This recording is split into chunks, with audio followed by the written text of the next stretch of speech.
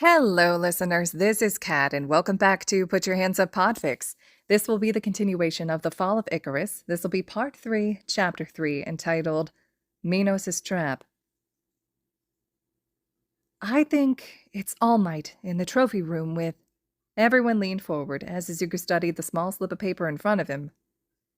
Midnight's Whip, he finished. He turned to Uraraka, who was sitting to his left in the small circle of students that he no longer found himself able to refer to by their given names. Uraraka looked at her own sheet of paper before shuffling through her cards and offering a shrug when she had nothing to show him.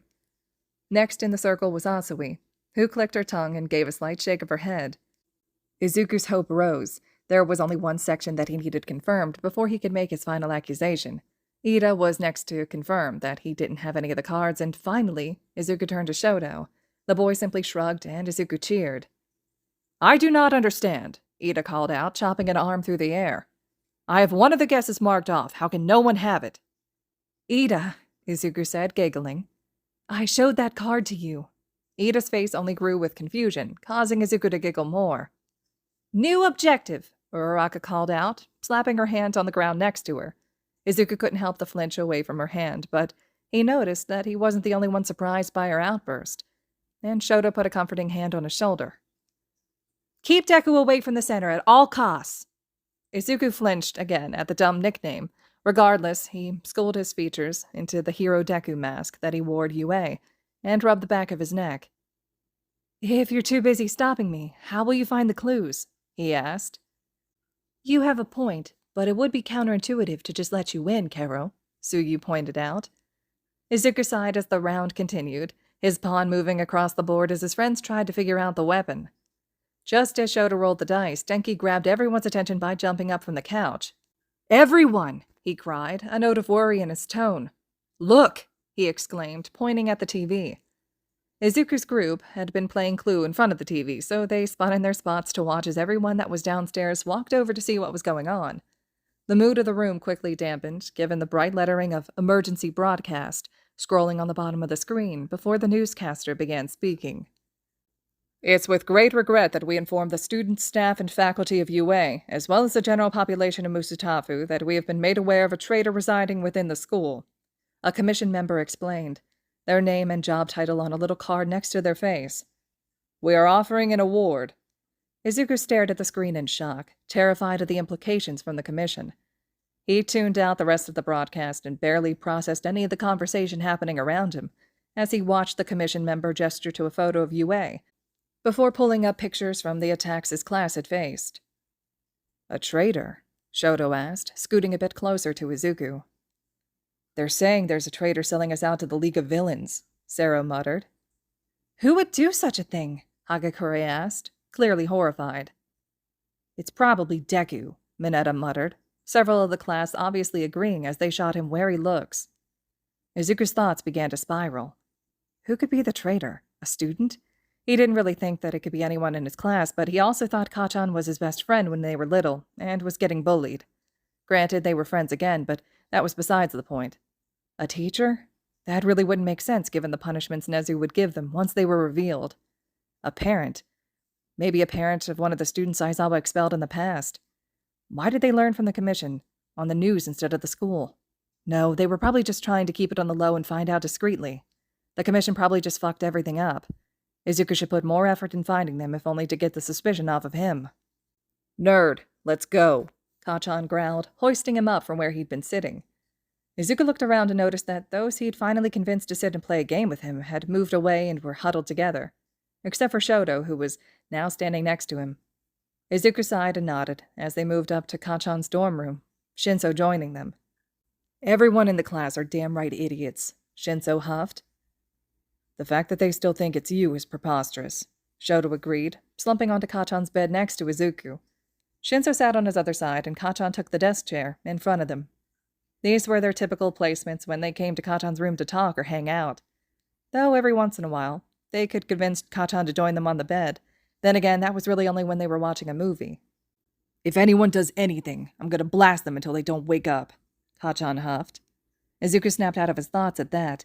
He could taste copper in his mouth. He must have bitten his tongue. "Kachan, you can't kill anyone. You won't be able to become a hero. I'm pretty sure we would all give up heroics if anything happened to you, Izuku, Shoto admitted. I was guaranteed a life of villainy anyways, Shinso agreed with a shrug. Aizawa would kill you if you turned to villainy, Izuku countered. Aizawa would probably join me, Shinso said, arching an eyebrow. Izuku sighed and brought his hand up to his chin.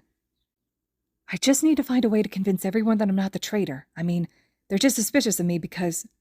My quirk! All three of them jumped as he shouted the last part and looked at him in surprise. You gotta give us your thoughts if you expect us to follow, nerd, Kachan huffed.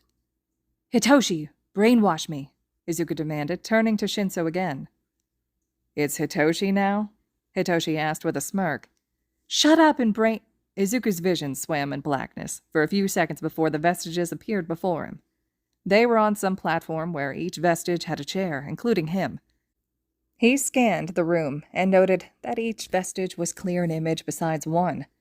They were also all looking at him in surprise. He went to open his mouth but found it covered once more, though this time at least his hands were free. Izuku glared down at his body before looking around the room again, wondering how he could communicate with them all.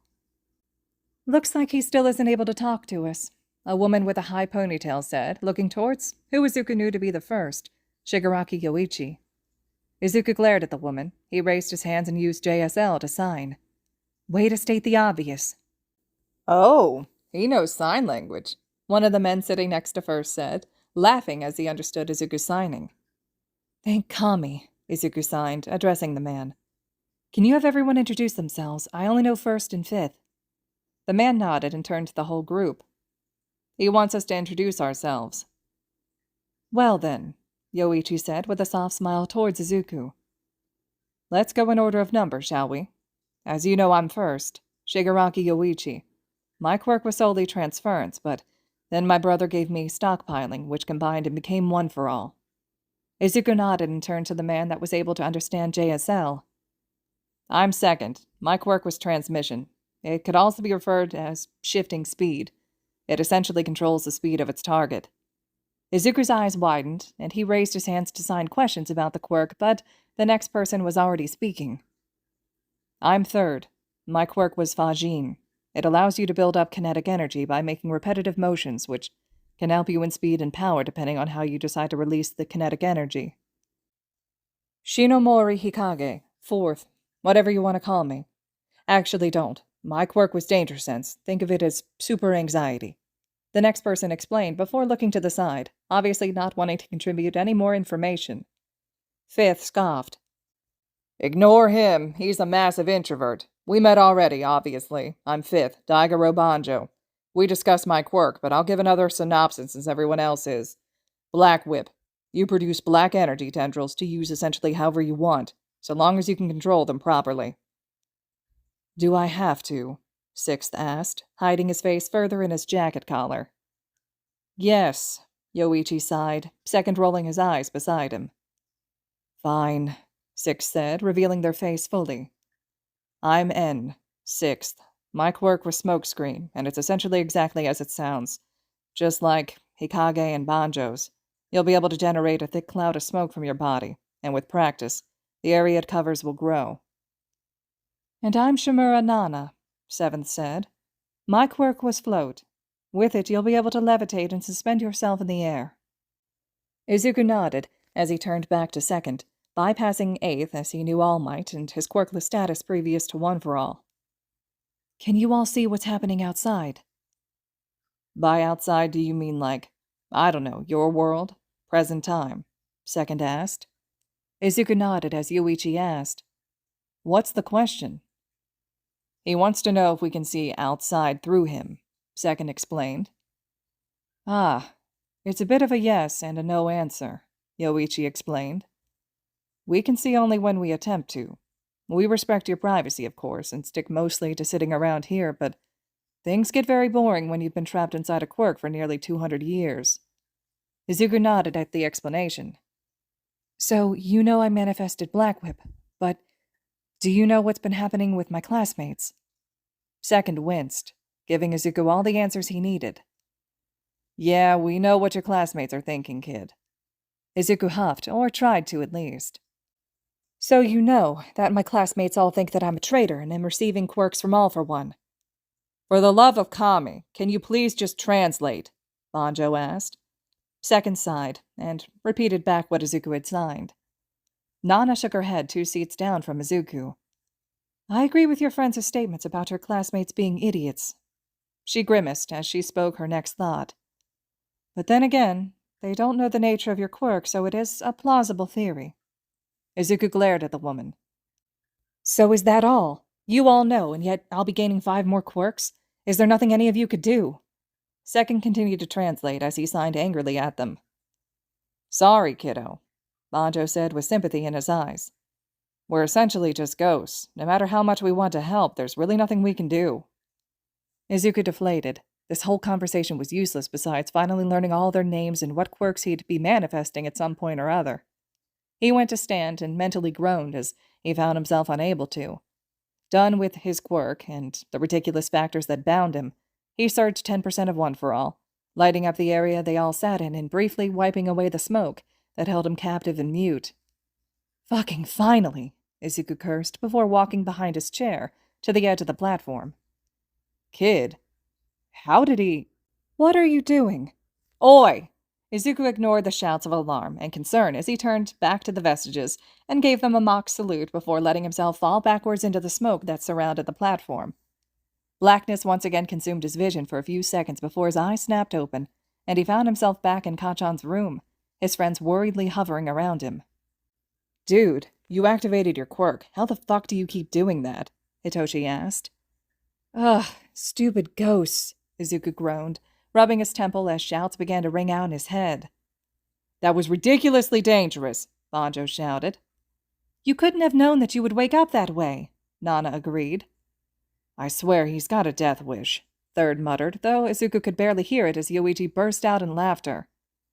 This kid is a damn right genius. Like we already knew that, but seriously, Yoichi cackled. Not only did he find a way to force himself here, he also found a way to force himself out. Yeah, whatever. Now I'm going to have to listen to you all at all times. Kindly shut the fuck up, Izuku commanded, speaking aloud and startling his friends by cussing. Damn, Izu, Kachan chuckled. What would Auntie say if she heard you saying that type of foul language? Izuku raised an eyebrow at his childhood friend. I grew up with you and the rest of the Bakugos. She expects nothing less, not to mention how often she curses herself. Shoto snorted at that before quickly covering his mouth and nose with his hand. So, Hitoshi said. Back on track. I'm Hitoshi now, apparently. You made me brainwash you. You activated your quirk while brainwashed and successfully escaped the brainwashing without injuring yourself. I would like an explanation. Izuku nodded. Fair enough. Firstly, you know way too much about me to still be on a family name level. Therefore, you're Hitoshi, and I'm Izuku. Hitoshi shrugged. Sure. Next. I was thinking that if I could talk to the Vestiges, the past users of One for All, that I might be able to get some help figuring out how to convince everyone that I'm not the traitor, Izuku explained. And how did that go? Shoto asked, tilting his head. Izuku threw his hands in the air with a groan. Horribly! The Vestiges were essentially useless. Hey! Banjo shouted. Shut it, Izuku hissed, before turning back to his friends who seemed confused by the sudden interruption. The only thing I really learned was everyone's names or what number they were and what their quirks were. What numbers they were? Kachan asked. Do they seriously refer to themselves as the number in which they inherited One for All? Yup, Izuku said. Second and third didn't give me a name, but everyone else did. I had them all go around and give introductions. I thought you said you couldn't talk last time you saw the Vestiges, Hitoshi asked. My hands were free this time, so I was able to communicate with Second by using JSL. He was the only one that understood, but he translated for everyone else, Izuku explained. Since when do you know JSL? Kachan asked, eyeing him suspiciously. Since you started losing your hearing to your quirk, Izuku replied, raising an eyebrow at the explosive boy. Kachan scoffed. I'm not losing my hearing. Izuku blinked slowly at him. Wanna try again? Kachan glared at him. Whatever, fuck you, nerd. Why and how did you activate your quirk? Izuku smirked at him before raising a hand and activating One for All, at a low percentage, so that they could see the green lightning wrapping around his hand. When I go under brainwashing, I get thrown into the area where the Vestiges reside. Or, at least, that's what's happened the past 2 times.